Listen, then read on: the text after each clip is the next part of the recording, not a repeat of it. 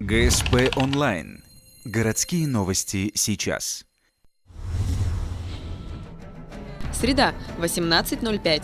В актовом зале 18-й школы проходит общее родительское собрание. Поводом стала печальная статистика ДТП с участием детей. С начала года пострадало 3 ребенка. Все по причине несоблюдения родителями правил перевозки малышей. Алексей Родолицкий, старший инспектор ГИБДД, объясняет, что неаккуратное вождение, немноголетний опыт не смогут уберечь вас и ваших детей от других беспечных водителей. Выезд на полосу встречного движения другого транспортного средства. В результате у нас получается, девочка погибла от полученных травм. Мальчик у нас получил разрыв селезенки, ее удалили. Соответственно, что?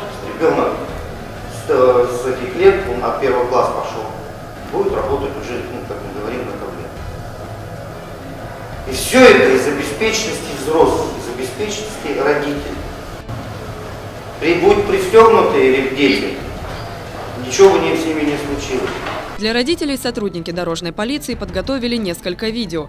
Первый ролик составлен из кусочков, снятых видеорегистраторами. Наглядный пример из жизни, когда взрослые подают пример детям, и те вслед за ними подвергают себя опасности. Второй фильм «Туфельки» о детях, погибших по вине родительской халатности. Видео не оставляет зрителей равнодушными.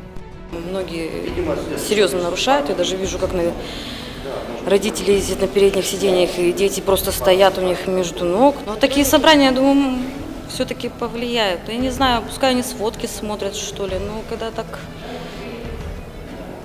наверное, сводки пускай смотрят ДТП, потому что это серьезно страшно очень. Также для родителей отряд юных инспекторов движения 18-й школы подготовил сценки и стихи. В них школьники напоминают, что, нарушая правила дорожного движения, даже изредка взрослые с детства приучают к этому детей.